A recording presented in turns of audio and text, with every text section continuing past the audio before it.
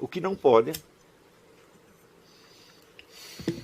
é você fechar a sua imaginação no círculo da banalidade. Quer dizer, se o seu meio social é banal, tá certo? Você não pode, ou não deve, fugir de perceber o aspecto demoníaco por trás da banalidade, como fez o Machado de Assis. Para isso significa que, em vez de fugir dessa banalidade, você vai ter que contemplá-la e sofrer por ela. Então, as pessoas que se queixam de viver eu vivo num ambiente medíocre, opressivo, etc, etc. Eu digo, olha, aí está a sua fortuna, aí está o seu material, meu filho. Né? Você tem que pegar isso na mão, né? Aceitar que isso existe, aceitar que isso é a sua condição e explorar isso até as suas últimas consequências. Né? Então, como a literatura sumiu, então isso quer dizer que até a exploração dos acontecimentos de ordem social assim, banal também desapareceu. Isso significa que durante 50 anos ou mais, a população brasileira sofreu alterações, sofreu mudanças psicológicas enormemente profundas. Não é isso? Só o crescimento, vamos dizer, da insegurança já foi uma coisa absolutamente imensurável. Quer dizer, você tem um país que era onde todo mundo se sentia mais ou menos seguro, de repente ninguém mais pode sair na rua porque tem medo de uma bala perdida, de um assalto, uma coisa assim. Só essa experiência jamais foi descrita na nossa literatura. Faça a seguinte pergunta, como é que a vida de uma família medíocre, né, dos anos 60, como é que essa vida vai mudando à medida que o ambiente de insegurança começa a atemorizá-los, irritá-los, etc, etc. Isso não foi documentado em parte alguma. No entanto, você vê alguns documentos sobre a vida de marginais, bandidos. Por quê? Porque isso também é um estereótipo da literatura brasileira. Você prestar atenção no lumpenproletariado como se o lumpenproletariado fosse o povo. Claro que é mais fácil você descrever o lumpenproletariado do que o povo. Né? Porque a conduta do lumpenproletariado é a conduta padrão. A criminalidade é repetitiva por sua própria natureza. A criminalidade está toda catalogada no Código Penal. Não há crimes não descritos. Tá certo? Portanto, na medida em que você veja um escritor que nasce na classe média ou classe alta e que lança os seus olhos de preferência para o lumpenproletariado, para os bandidos, etc., etc., ele já está mostrando a sua total impotência de dizer alguma coisa sobre o seu ambiente real. Não é isso? E aqueles que conheceram efetivamente de perto o ambiente da criminalidade, a maior parte não tem ânimo para descrevê-lo. Tá certo? Então, em geral, a descrição é feita por pessoas de classe média, por estudantes, por pseudo-intelectuais, que vêm já com uma ideia estereotipada, já vem com uma interpretação pronta da história, já equaliza tudo em termos de. Formula tudo em termos de luta de classe e cria aqueles estereótipos absolutamente imbecis. Quando você tem, vamos dizer, novas campanhas sociais, tipo gaysista, feminista, etc., etc., é só você aplicar os estereótipos, sai ali um monte de enredo. Né? Você bota ali uma pergunta, sai um monte de enredo automaticamente. Né? É o negócio que falou o Janine. O menino sensível que sofre bullying na escola porque ele é um pouco efeminado. Né? Efeminado não quer dizer que é gay. Um pouco efeminado é o próprio Janine, que não é gay. Tá certo? Porque ser efeminado é uma condição sine qua non para ser professor da USP. Você tem que dar uma. Você não precisa ser gay, mas uma desmanhecadinha, um falsete, tipo Fernando Henrique. Isso é absoluto. Aquele Pinheiro, como é que chamava? Aquele professor, não sei que Pinheiro, esqueci o nome dele. Não, os falsetes, umas desmanhecadas, tem que dar, necessariamente, porque isso, neste ambiente, como é que se diz? É um emblema de elegância. Né? Então, você vê, até a elegância dos caras é uma coisa absolutamente estereotipada e totalmente kitsch. Né? E, quer dizer que esse artificialismo, essa banalidade, tudo isto torna a vida das pessoas ainda mais deprimente. Né? E infunde nelas um senso de insignificância. Ora, se você não tem experiência da profundidade da vida, então você não tem conhecimento de si mesmo. E você não tem nenhuma dimensão da transcendência, de um Deus, de uma onissapiência perante o qual você pode se apresentar, que pode julgar, que pode te dar a verdadeira medida e pode te informar quem é você. Então o indivíduo não tem essa experiência, não necessariamente na escala religiosa, mas pode ser na escala imaginativa, artística também. Tá certo? Ele não sabe quem ele é e ele precisa de um espelho, evidentemente. Ora, se você tem a experiência da profundidade, eu vou ler aqui esse parágrafo que eu escrevi aí no Facebook outro dia. Todo aquele que não se apresenta diariamente diante do trono do Altíssimo, com o coração trêmulo de vergonha, não só pelos seus próprios pecados, mas pelos de todos os seus irmãos, consciente de que, em face da perfeição e da onissapiência divina, cada um dos seus atos foi errado, mesmo aqueles que sua vaidade considerou os melhores, e sentindo até o fundo da alma que o perdão é o único bem valioso a ser ambicionado, esse nunca saberá o que é sinceridade, nem muito menos honestidade. Então, é evidente que sem a experiência desta dimensão, quer dizer, uma espécie de confronto com o juízo final, tá certo? Onde a sua vida ela aparece inteira, com todo o mal que você fez, tá certo? E com todo, vamos dizer, o afastamento, o abismo que você cavou entre a sua autoimagem idealizada e a sua realidade. Tá certo? Se você não tem essa medida, fala, então você não tem profundidade nenhuma, as suas ideias, as suas opiniões, as suas crenças, as suas imagens, são tudo copiado da televisão, meu filho. Na melhor das hipóteses, está entendendo? E, quando as pessoas são assim, lhes falta o espelho, quer dizer, a medida. Não é isso? A medida do homem que tem profundidade é a eternidade. Tá certo? Então, vamos dizer, a distância de céu e inferno. Tá certo? Mas você precisa ver o céu e o inferno em você mesmo, meu Deus do céu. Não adianta você dizer, se você só tem a vivência disso sob o aspecto religioso, teológico, você tem uma noção de céu e de inferno. Isso quer dizer que você pode ter uma prática religiosa e não ter noção nenhuma, você não tem experiência nenhuma da coisa. Por quê? Porque você não permitiu que aquilo afetasse a sua imaginação. Então, este que é o ponto. Quer dizer, a sua noção do céu e do inferno é uma definição teológica, e você, não vou fazer tal e qual coisa, porque senão eu vou para o inferno. Falo, bom, você está cumprindo a religião, evidentemente, mas você não tem experiência nenhuma. Quer dizer, a sua religiosidade é inteiramente superficial, e no fundo você não tem ideia do que você está falando. Tá certo? Para fins de salvação da sua alma, isso pode até funcionar, porque são essas pessoas que são chamadas, no vocabulário da mística cristã, essas são chamadas criancinhas.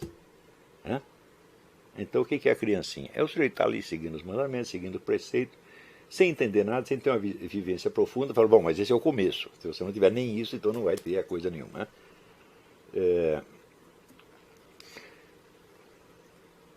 Então, o que eu estou dizendo é que esta visão da eternidade, do juízo final, é o espelho no qual você pode se ver e se medir e saber quem é você realmente. Um dia você tem que fazer esta pergunta. Se você pergunta, quem sou eu realmente? Bom, você acha que você pode se descrever com 5 ou 6 traços de personalidade? Traços de personalidade são apenas hábitos que o distinguem de outras pessoas. Por exemplo, você é trabalhador, o sujeito é preguiçoso, tá certo? Você bebe, o outro não bebe, e assim por diante. Você é covarde, o outro é corajoso. Então, bom, são comparações que você faz na escala puramente humana e social. Isso nunca vai dizer quem é você mesmo. Né? Quando eu digo conhecer-se a si mesmo, é conhecer numa escala não comparativa, na comparação, vamos dizer, não com outras pessoas, mas com um espelho que lhe dá a medida absoluta, que lhe dá a verdade integral da sua vida. Isto é o que você fez. Né? Então, se você não tem isto, e não tem sequer ideia de que é necessário ter isto, você vai ter que procurar um outro espelho. E o outro espelho será o quê? A opinião das outras pessoas, ou um treco chamado opinião pública, e sobretudo a mídia.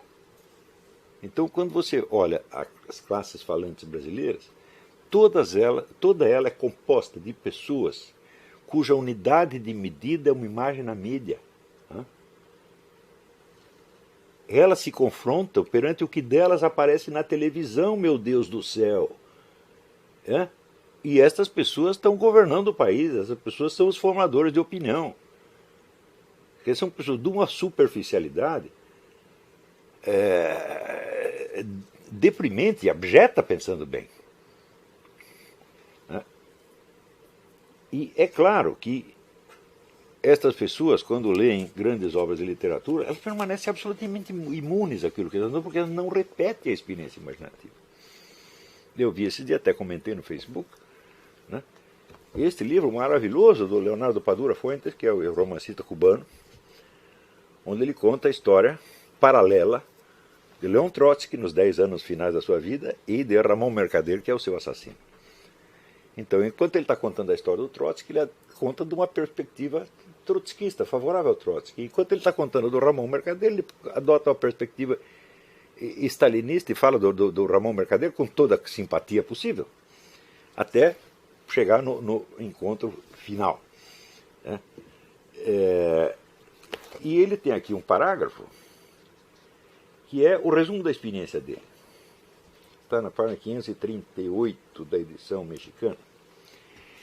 Ele diz: lendo e escrevendo sobre como se havia pervertido a maior utopia que alguma vez os homens tiveram ao alcance das suas mãos, mergulhando nas catacumbas de uma história que mais parecia um castigo divino do que obra de homens ávidos de poder, ânsias de controle e pretensões de transcendência histórica, eu havia aprendido que a verdadeira grandeza humana está na prática da bondade sem condições, na capacidade de dar aos que nada têm, mas não dar o que nos sobra, mas dar uma parte do pouco que temos.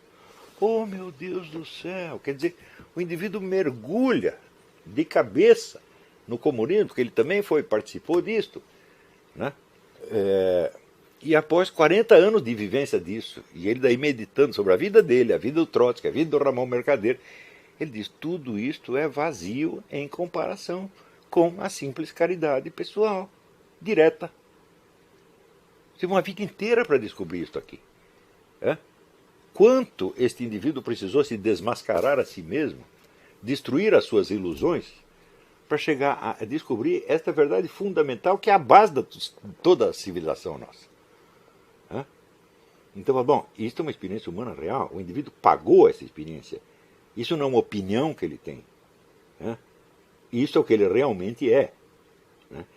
Ele era primeiro um comunista, depois um comunista desiludido, depois um comunista revoltado, depois no fim ele descobre que, peraí,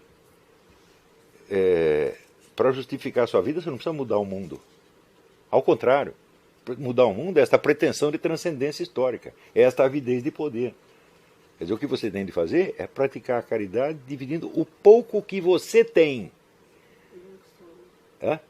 Não o que sobra. E muito menos o dos outros. Tá certo? Então, vamos dizer, este é o sentido do livro inteiro. Quer dizer, é tanto sofrimento, tanta miséria, tanta mentira, tanta falsidade, tanto cinismo diabólico, mas tem uma coisa que sobra, né?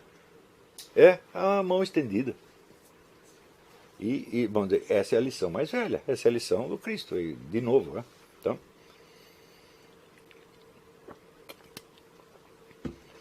você não encontrará em toda a literatura brasileira uma lição como esta. Não, realmente não tem.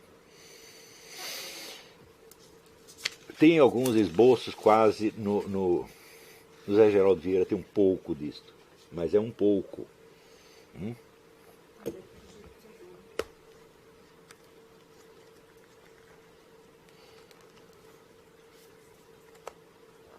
Então,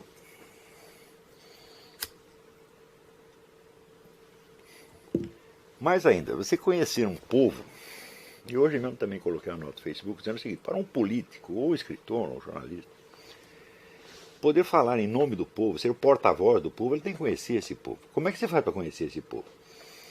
Digo, a experiência direta, como por exemplo a do Lula, basta, viaja para cá, viaja para lá, conversa com um, conversa com outro, não. Porque, primeiro, isso só vai lhe dar a experiência do presente, ele não vai saber de onde saiu tudo aquilo. Segundo, essa experiência estará presa a imagens singulares, que você não sabe se tem uma validade típica. Para pegar a validade típica, bom, você já precisa ter um senso artístico e condensar essa experiência em símbolos, quer dizer, elevar a sua experiência desde esse atomismo das experiências individuais até símbolos que abrangem grandes massas de experiências nas quais as pessoas podem se reconhecer. Porque se você só tem essas experiências isoladas, que são obtidas pela percepção sensível direta, então você só tem a noção das diferenças. A experiência de um, o outro não teve. Tá certo?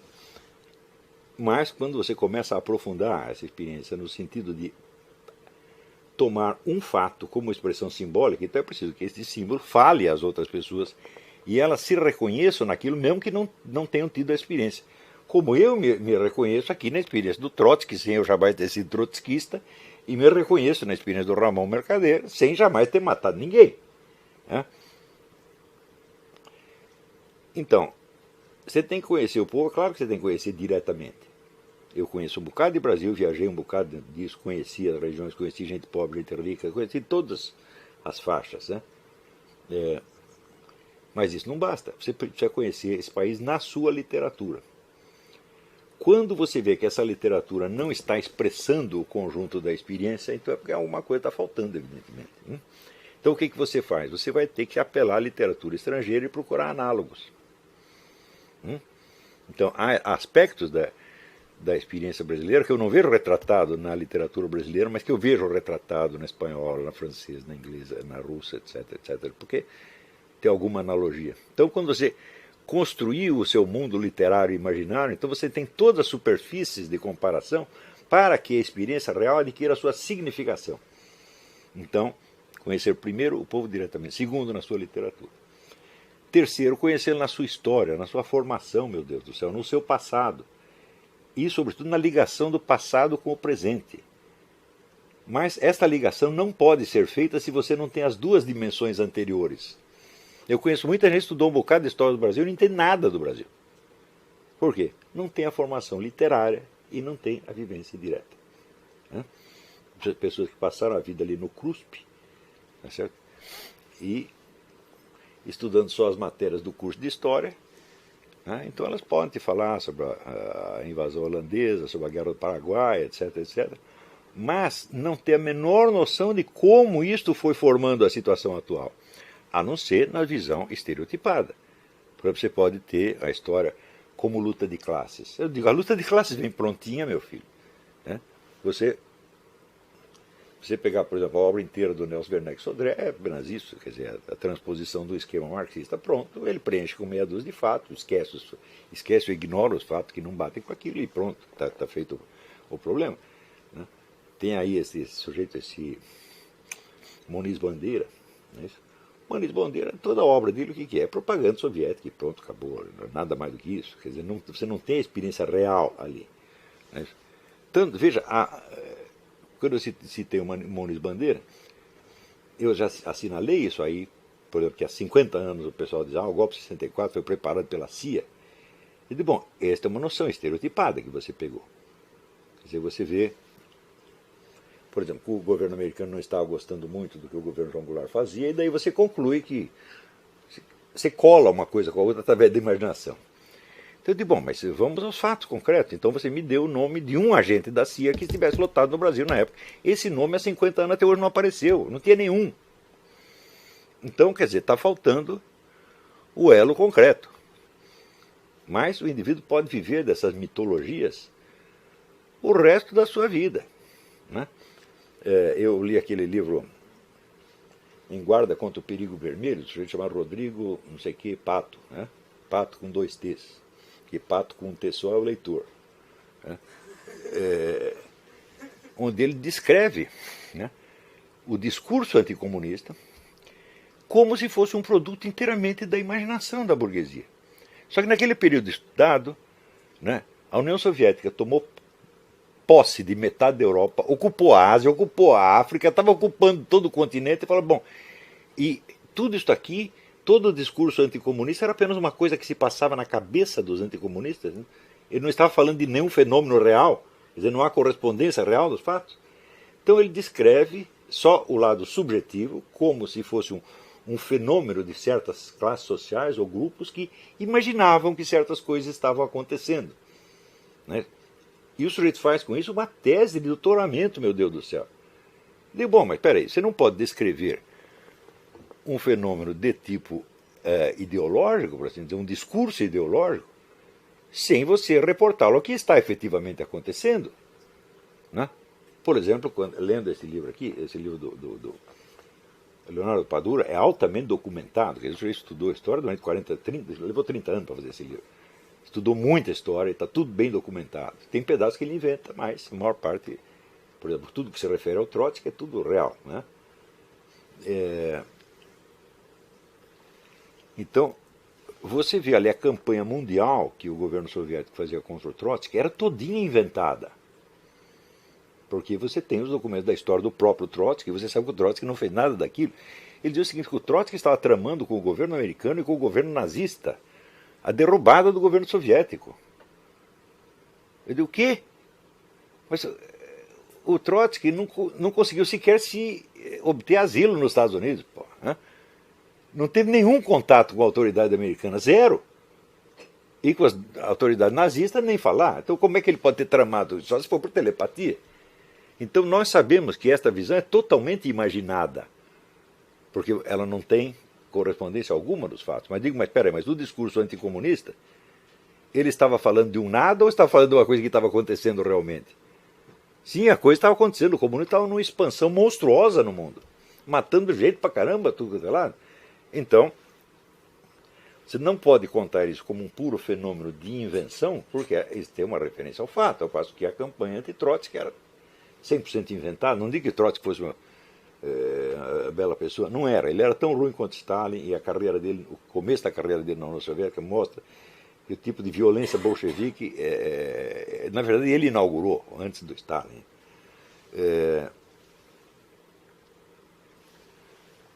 Mas nós sabemos que tudo que o governo soviético inventou contra ele era tudo falso. Tudo falso. Por exemplo, quando ele estava exilado no México, ele não podia sair de casa. E cada pessoa que entrava era anotada pela polícia mexicana. Tinha 10 policiais mexicanos em torno da casa dele, em parte para protegê-lo, em parte para espioná-lo e anotar quem entrava e quem saía. Portanto, você sabe, todo mundo que entrou e saiu, né, todo mundo que falou por telefone, tudo. E nada ali dá o menor sinal de que ele pudesse estar conspirando com qualquer governo estrangeiro. Ao contrário, todos os países onde ele foi exilado, tudo que os países queriam era ver pelas costas o mais rápido possível. Aceitavam o cara, você está entendendo? Assim, só para não passar vergonha, para não dizer que recusamos direito de asilo, mas não vou ficar empurrando o cara para ele ir embora o mais cedo possível. Isso aconteceu na Noruega, na França, na Turquia, no México, todo lugar que ele foi. Então, quer dizer, o prestígio dele com as autoridades de qualquer governo do mundo era zero. Zero. Mas quando você vê a versão soviética, ele era um todo-poderoso chefe de uma conspiração mundial que estava lá boicotando a Revolução Soviética, tramando para envenenar em massa cidadãos soviéticos. Veja você, foi acusado disto. E, sobretudo, para matar o próprio Stalin. Né? Quando ele, você vê aqui claramente, ele sabia que ele ia ser morto. Até eu tenho a impressão que me sobra é que ele deixou o Ramon Mercader matá-lo. Ele sempre dizia, não, os caras vão me matar, eles vão me matar, eles vão me matar. E eu acho que ele tinha cansado de fugir do assassino virtual e ele se deixou. Você imagina, o Mercader era um cara desconhecido, ele entra, deixa o cara entrar na casa dele e fica de costas pro cara.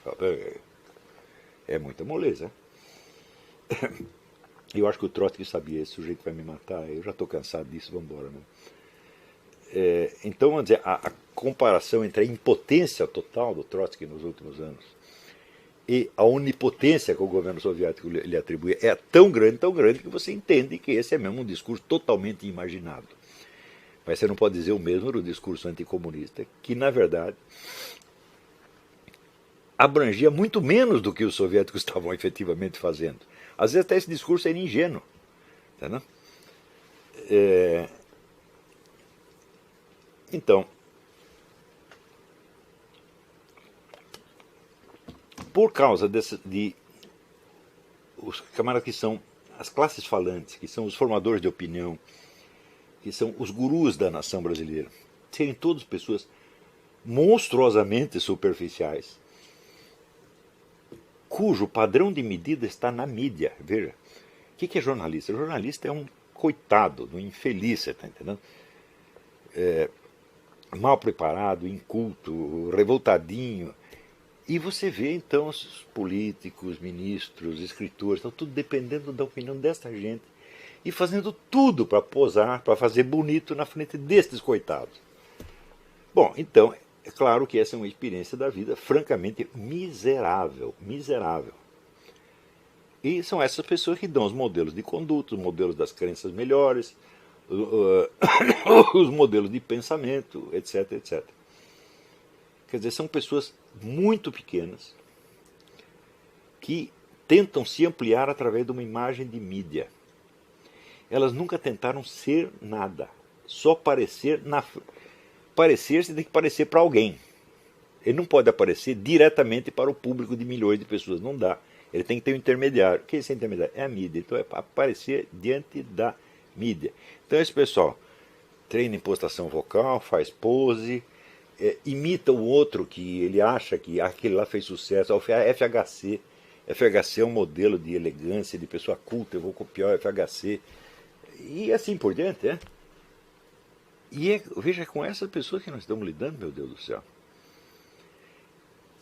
Isso quer dizer que você não vai conseguir progredir numa vida de escritor, nem nada, e não vai, sobretudo, criar um diferencial, criar uma mudança nesse estado de coisa, sem você assimilar a experiência em profundidade, o que implica, meu filho, um isolamento, uma solidão quase enlouquecedora. Então, aqueles que se sentem sozinhos e isolados, vocês deem graças a Deus. Porque se você logo encontra a sua patota, o seu meio, etc, etc, você começa a se apoiar nisso. Você não tem que ser ninguém. Basta parecer perante as pessoas que são do seu grupo de referência. Então, muitos aqui, hoje tem esse grupo entre os próprios alunos deste curso. Você vê o pessoal fazendo reunião de olavetes aqui e ali, fala, bom, este é um suporte social e todo mundo precisa um pouco. Mas não conte com isso como seu suporte existencial. O seu suporte existencial tem que ser buscado nesta confrontação solitária com o juízo final. E se você não acredita em Deus, você tem que ser confrontado com o vazio que você espera encontrar depois. As duas coisas valem, meu filho. E das duas, se você quer saber, a mais temível não é o vazio. Então, muito bem, eu acho que era o que eu tinha para dizer hoje.